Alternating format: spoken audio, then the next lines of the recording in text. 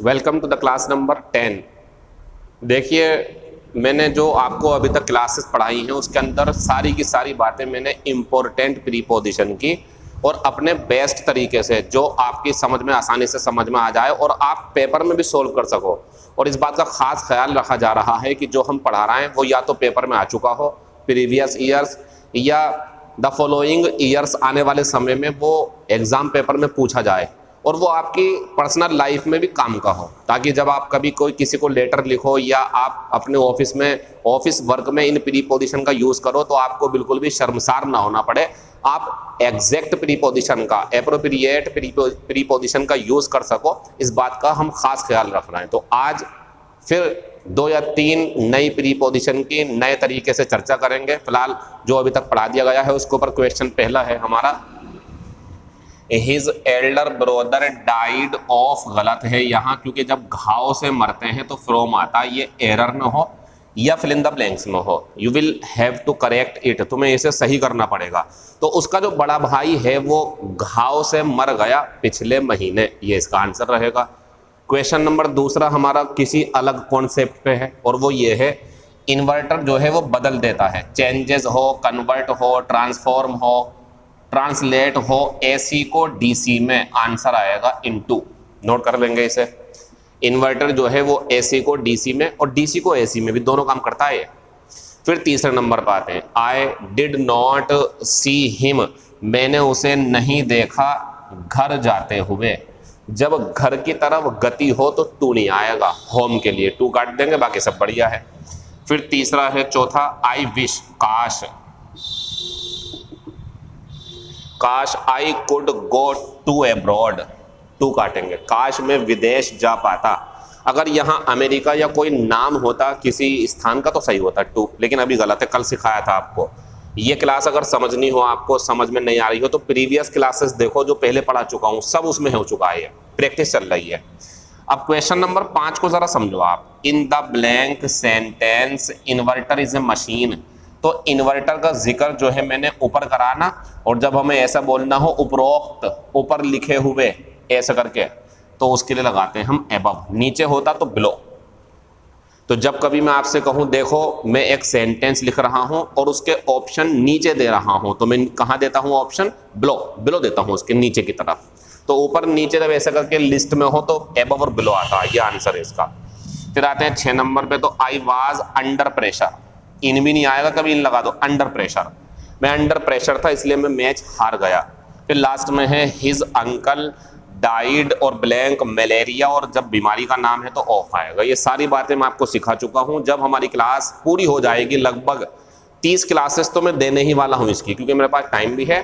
अभी offline classes और लग रहा है कि 20 एक दिन नहीं खुल पाएंगी, उसके बाद में जो भी होगा देखा जाएगा, लेकिन 30 क्लासेस आप तक पहुँच जाएंगी। और 30 क्लासेस में मैं ऐसी ऐसी वोकेबलरी ऐसे ऐसे तरीके से पढ़ा दूंगा कि ना आप भूलोगे ना आपसे गलती होगी, और पेपर में भी जरूर मिलेंगी आपको। तो आगे बढ़ते हैं आज की क्लास को। कोई डाउट हो करे तो आप हमें मैसेज करके बता सकते हैं कि क्या होना है इसके लिए। मैंने अपनी क्लास शुरू करने से पहले भी और बीच में भी और अब भी बता रहा हूं, मैं 3 चीजों में विश्वास करता हूं, तभी बच्चा सीख पाता, तभी पेपर में कर पाता। पहला होता है लर्निंग, ये क्लास जो चल रही है हमारी लर्निंग की है, हम सिखा रहे हैं, आप सीख रहे हो। दूसरा होता है रिवीजन, वो आपका काम है, इन वीडियोस को बार बार देखो, नोट्स जरूर बनाते रहो, नोट्स नहीं बना रहा हो तो बेकार की क्लास है आपकी, टाइम खराब कर रहे हो आप अपना। हर क्वेश्चन को लिखो बोर्ड पे जो लिखा हुआ है, उसके तरीके को समझो, नोट करो बातों को, यही तो नोट्स होते हैं। दिमाग कितना भी तेज हो निकल जाता, नोट्स तो होंगे, रिविजन करते रहो उसका। और चौथा होता है हमारा प्रैक्टिस, और प्रैक्टिस यही जो क्वेश्चन हम बोर्ड पे लिखवाते हैं, टेस्ट लेते हैं, अगले दिन को पूछते हैं, या कुछ सिखाने के बाद उसके ऊपर कॉन्सेप्ट लेकर के कुछ एग्जाम्पल देते हैं, ये सब प्रैक्टिस होती है।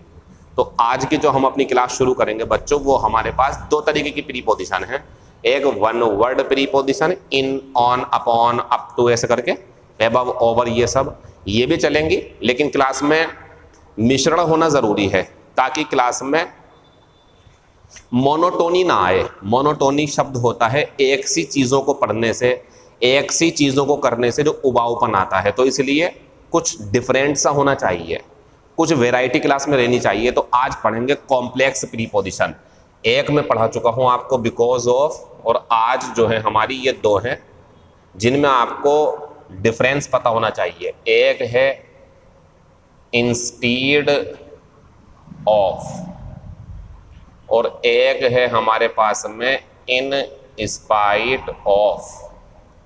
इसमें ज़रा लिखने का तरीका भी देखो, ये इंस्टीड एक शब्द है, ऑफ अलग है, तो ये कॉम्प्लेक्स प्रीपोजिशन है क्योंकि दो से बनी हुई, ये तीन से बना हुआ है, इन अलग, स्पाइट अलग और ऑफ अलग।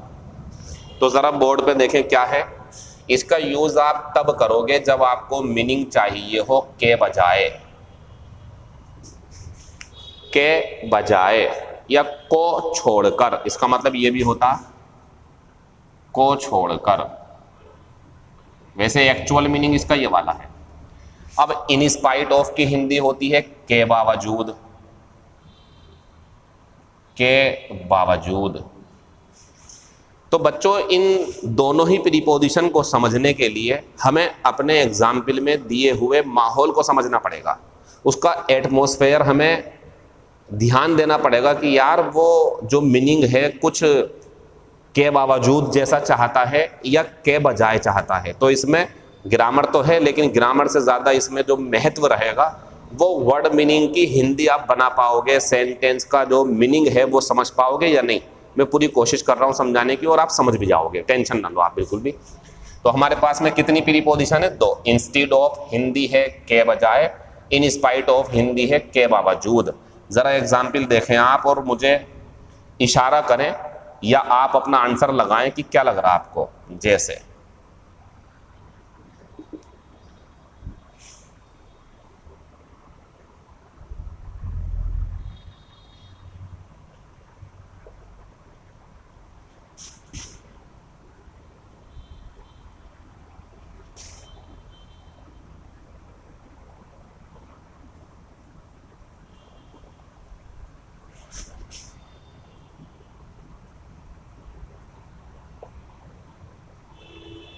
कुछ चीज़ें जो हैं इतनी जल्दी समझ में आती हैं कि यकीन नहीं होता आपको, और आपको खुद पे ही भरोसा नहीं हो पाता कि क्या मैं सीख गया या मैं डाउट में हूँ। तो उसका एक तरीका है, एग्जाम्पल का आंसर लगा के अपने आप को मुतमईन कर लो, मीन्स अपने आप को यह विश्वास दिला दो कि आप सीख गए हो। नहीं सीखे हो तो फिर प्रैक्टिस करेंगे, कम से कम इसके ऊपर मैं आपको 10 एग्जाम्पल करवाऊंगा, फिर ये नियम चेंज हो जाएगा। लेकिन अभी देख लो बोर्ड पे क्या है।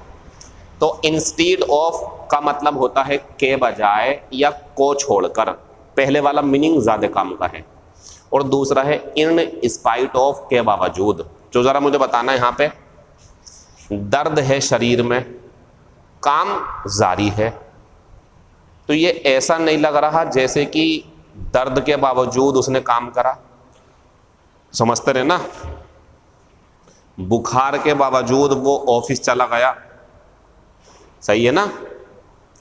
मेहनत करने के बावजूद वो फेल हो गया। तो ज़रूर आप कह सकते हो कि जब आप ये लगाना चाहोगे तो आपको जो है हल्का सा विरोधाभास फील होगा। विरोधाभास मीन्स कॉन्ट्रेरी फीलिंग आएगी आपको, कॉन्ट्रेरी फीलिंग। कॉन्ट्रेरी मीन्स होता है कि यार मेहनत करी तो पास होना चाहिए लेकिन फेल हो गया। जब दर्द है तो काम रोकना चाहिए लेकिन काम जारी है। समझ रहे हैं आप? अच्छा खेला, जीतना चाहिए लेकिन हारेगा इसके अंदर। तो ध्यान रखें, जब आपको अपने सेंटेंस के अंदर ऐसी प्रीपोजिशन का एहसास हो कि यार यहाँ तो विरोधाभास का फील आ रहा है। विरोधाभास मीन्स उल्टा सा हो रहा कुछ, और मीनिंग साफ साफ आपको पसंद आएगा के बावजूद। तो ध्यान रखना, उसके लिए लगा देंगे हम इन स्पाइट ऑफ। क्यों हुआ ऐसा? यहां दिखा रहा है दर्द, ठीक है, और यहां दिखा रहा है काम जो है वो जारी है, तो ये तो उल्टी बात हो गई, इन स्पाइट ऑफ। अच्छा, इसमें कब पता कब मजा आएगा? उल्टा है। जो हमारी मिक्स्ड प्रीपोजिशन है वो अपने आप में तो समझ में आएंगी, लेकिन आगे चल करके जब सब एक साथ आएंगे तो कन्फ्यूजन होगा आपको। मैं निकालूंगा उसमें से भी, तो सीख लो आप, लेकिन अभी अच्छे से सीखो, बार बार देखो, अपने आप कन्फ्यूजन में से निकल जाओगे, मैं भी मदद करूंगा आपकी। और जो वन वर्ड प्रीपोजिशन है वो ऐसी है, अकेली अकेली परेशान करती है, लेकिन जब सब इकट्ठी होती जा रही तो वो क्लियर होती जा रही होंगी आपकी। और अगर आपको लगता नहीं हो रही तो आप प्रैक्टिस कम कर रहे हो या रिवीजन कम कर रहे हो। तो प्रैक्टिस का तरीका यही है, जो मैं आपको एग्जाम्पल सिखवाता हूँ उन्हें नोट करो सही से तरीके से बिल्कुल क्लास में, ठीक है, और प्रैक्टिस करते रहो, सब हो जाएगा। तो बच्चों क्या आप इससे संतुष्ट हो या आप संतुष्ट नहीं हो? कोई डाउट है नीचे कमेंट बॉक्स में लिख दें आप, हम बाद में आपके सवालों का जवाब पढ़ के दे देंगे। पेन और blank he bought A pencil, इसको पढ़ के देखो, मैं बोलता हूँ। एक पेन के बावजूद उसने एक पेंसिल खरीदी, ये बेहतर है या ये बेहतर है? पेन की बजाय उसने पेंसिल खरीदी। इसका आंसर क्या रहेगा हमारा? Instead of. तो इसमें कहीं ना कहीं आपको सेम सी चीज़ें दिखाई देंगी। दिल्ली जाने की बजाय वो मुंबई चला गया, खाना खाने की बजाय उसने चाय पी ली, चाय के बजाय वो कॉफ़ी पिएगा। ऐसी सी बातें होंगी सेम सी हल्की सी, उसमें बिल्कुल उल्टी बात होगी। ये 2 एग्जाम्पल मैंने आपको समझा दिए, जो नीचे अब मैं 6 एग्जाम्पल लिखूंगा, उसका आंसर आप अपने आप दोगे। ऑप्शन बस 2 ही है ये।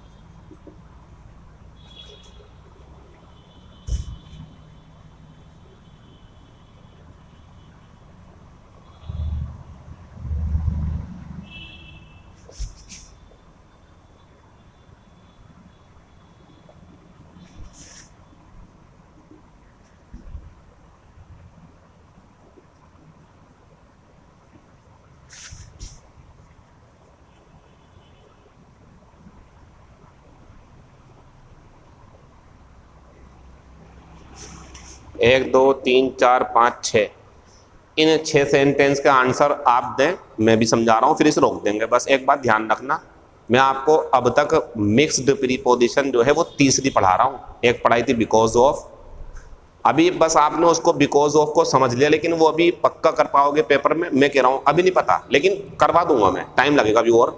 अब ये in spite of, instead of, because of, on account of, जब सब एक साथ रखी होंगी तो आपका दिमाग चकराएगा कौन सा लो, तो वो चकराना है अभी, मतलब उसमें जो है आपको परेशानी होनी है, लेकिन उसमें से निकालने का काम मेरा है। क्लासेस आगे जाएंगी, 30 क्लास जब हो जाएंगी गारंटेड सॉरी मैं ये बात नहीं बोल सकता क्योंकि मुझे पता नहीं आप मेहनत कर रहे हो या नहीं, लेकिन हाँ मैं ये कह रहा हूँ अगर आप वाकई में डेली क्लास ले रहे हो, आप वाकई में क्लास का रिवीजन भी कर रहे हो नोट्स बना करके, और आप टेस्ट भी देते हो, जो एक टेस्ट हो चुका पहले अब दोबारा होना है, और एक एक चीज़ को समझ रहे हो, तो मैं कह सकता हूँ गारंटी के साथ आप 30 क्लासेस के अंदर अंदर ये फील करने लगोगे कि यार अब मैं एग्ज़ाम पेपर में पूछी गई और जो पूछी जा रही हैं और जो पूछी जाएंगी या जो जनरल लाइफ में यूज़ होती सारी प्रीपोजिशन कर सकता हूँ, ये मैं भरोसा दिला रहा हूँ आपको, ऐसा कर दूंगा मैं आपके लिए।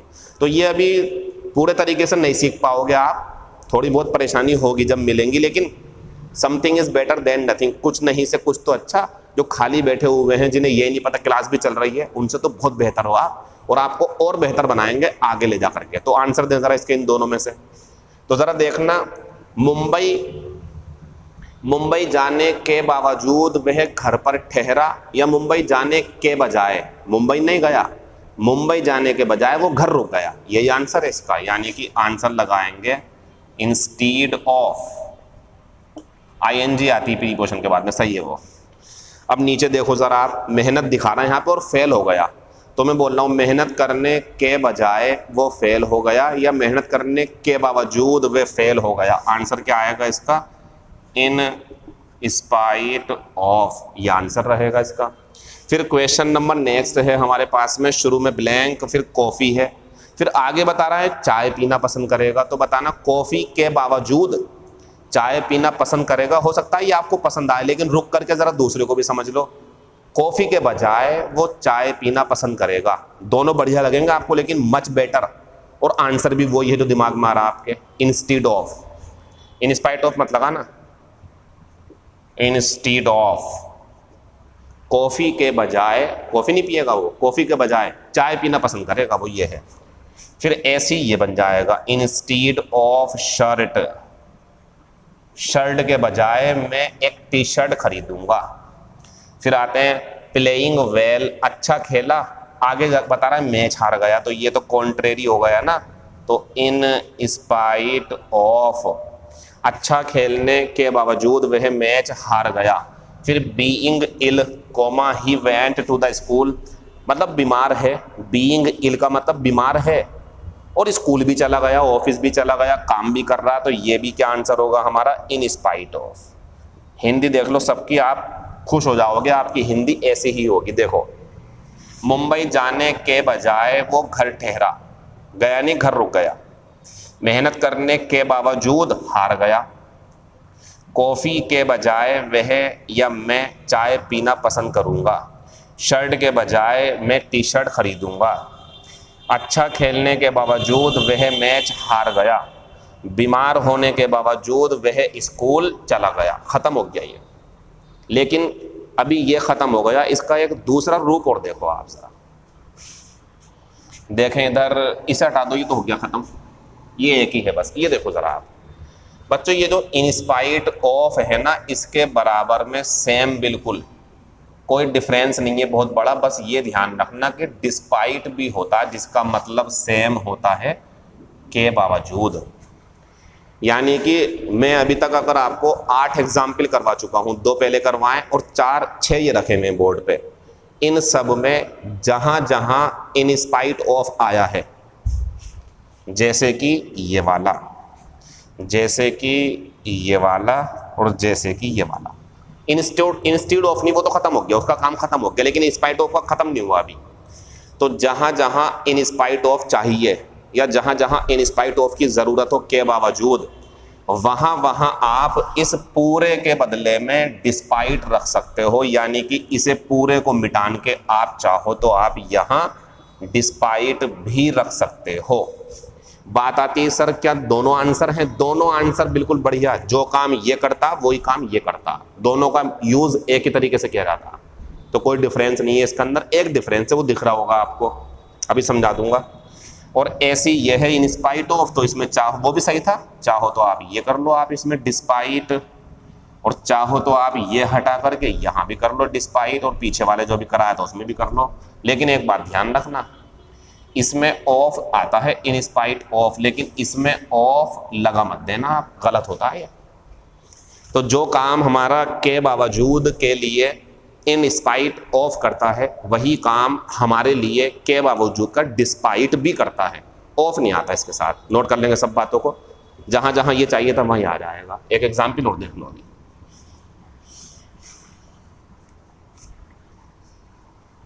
जरा देखना इसका यूज सही है क्या ये।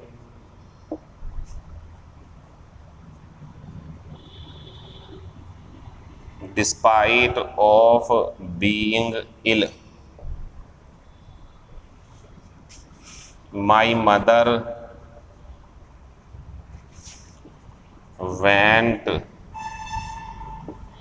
To the office. जरा ध्यान से देखो बोर्ड को, और आप बताएं मुझे क्या डिस्पाइट का यूज के बावजूद की तरह कर सकते हैं। और मीनिंग भी बढ़िया है यहाँ पर। मीनिंग सुनो, बीमार होने के बावजूद मेरी माँ जो थी वो ऑफिस चली गई, जबकि उन्हें छुट्टी लेनी चाहिए थी। तो काम तो सही है, लेकिन ये काट दो, इसे मत काटना, ये काटना, ऑफ काट दो, क्योंकि डिस्पाइट तो सही है अपनी जगह, ऑफ काट देंगे। एग्जाम्पल नेक्स्ट, शुरू में ब्लैंक और है रनिंग फास्ट। शुरू में ब्लैंक, फिर आगे है रनिंग फास्ट, फिर यह है कि शी कुड नॉट रीच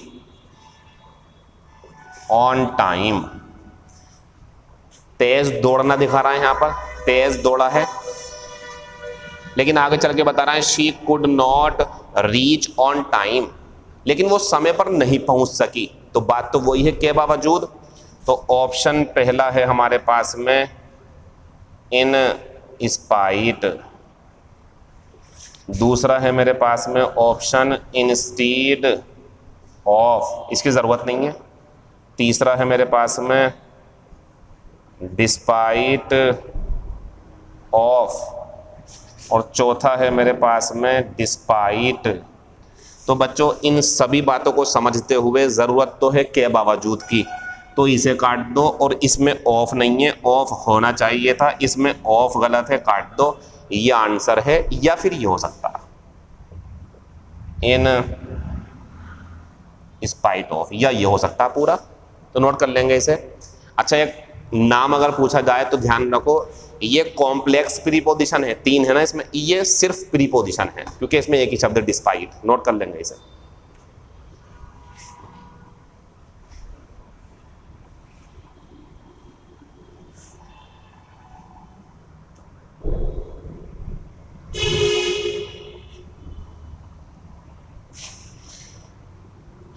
ये जो हमारी क्लास रही ये इन स्पाइट ऑफ और डिस्पाइट के ऊपर चली गई। अब जो मैं चीज़ आपको पढ़ा रहा हूं वो प्रीपोजिशन से रिलेटेड है, लेकिन वो शायद प्रीपोजिशन का यूज ना हो करके प्रीपोजिशन का एक महत्वपूर्ण सवाल है जो अक्सर पेपर में आता है, लेकिन है जुड़ा हुआ प्रीपोजिशन से। और आप जानते हैं कि मैं रोजाना एक एक टॉपिक की एक एक जो डिफरेंस है उसको समझा रहा हूं। इन इनटू हो गया, ये भी थोड़ा सा, ऑन अपॉन भी हो गया, ओवर, अक्रॉस, एबव, और बहुत सारे मैं करवा चुका हूं आपको। और आज हमने करा instead of, in spite of, despite. लेकिन क्लास को हम वादा कर चुके हैं कि 30 मिनट से ज़्यादा अभी मैं आने वाली कुछ क्लासेस 1-1 घंटे की पढ़ाने वाला हूं। मैं डाटा इकट्ठा कर रहा हूं, वो बड़ी क्लासेस हैं, उन्हें आराम से पढ़ाऊंगा मैं, लेकिन ये क्लास इतनी तो होनी चाहिए कि जब आप क्लास पढ़ के हटो तो आपको लगे भाई मज़ा आ गया आज हमें। तो एक क्वेश्चन और बोर्ड पे देख लो आप, ये प्रीपोजिशन से रिलेटेड है, हो सकता है ये आपको पता भी हो, लेकिन जिन्हें नहीं पता वो सीख लो, जिन्हें पता वो रिवीजन कर लो। देखो इधर एक नोट करने की बात ये है कि हमारी जो ये प्रीपोजिशन होती है ना, ऑन, ऑफ, फ्रॉम, बिटवीन भी प्रीपोजिशन है, ध्यान रखना, अमंग, बाय, ओवर, अपॉन, और भी जो भी हैं हमारे पास में, फॉर। बच्चों इन प्रीपोजिशन की एक खास बात यह है कि इनके बाद में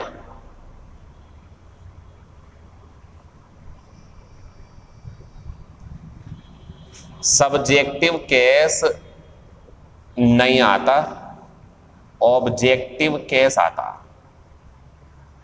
अब subjective case, objective case, possessive case, reflexive case तो आपको पता होंगे ना। मैं थोड़ा सा इसकी लिस्ट का एक पिक्चर आपके सामने रख देता हूं, लिस्ट की सुनो क्या है। सब्जेक्टिव केस में ये आते हैं I, he, you, we, she, they, it. Objective case में आते हैं बच्चों me, us, him, you, her, them और इट। पजेसिव एडजेक्टिव में आता है हमारा my, our, your, his, her, their, its. और पजेसिव प्रोनाउन 2 होते हैं ना, ये इसमें आता mine, ours, yours, his, hers, theirs, its का होता नहीं है। और रिफ्लेक्सिव केस में आता हमारा myself, ourselves, yourself और yourselves, himself, herself, themselves और इट सेल्फ।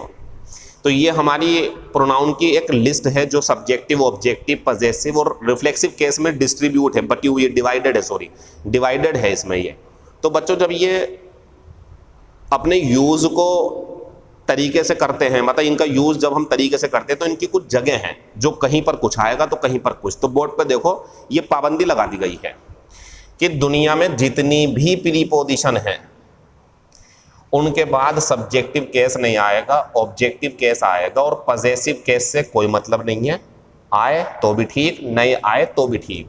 रिफ्लेक्सिव केस से कोई मतलब नहीं है, आए तो भी ठीक, नहीं आए तो भी ठीक। बस एक को ध्यान रखना आप, कौन सा केस नहीं आता, सब्जेक्टिव केस। मीन्स अगर इनके बाद आपको लगाना हो तो आई नहीं होगा, मी होगा, ही नहीं होगा, हिम होगा, यू, ये दोनों केस होते हैं तो ये ऑब्जेक्टिव केस है, दोनों सेम होते हैं ये।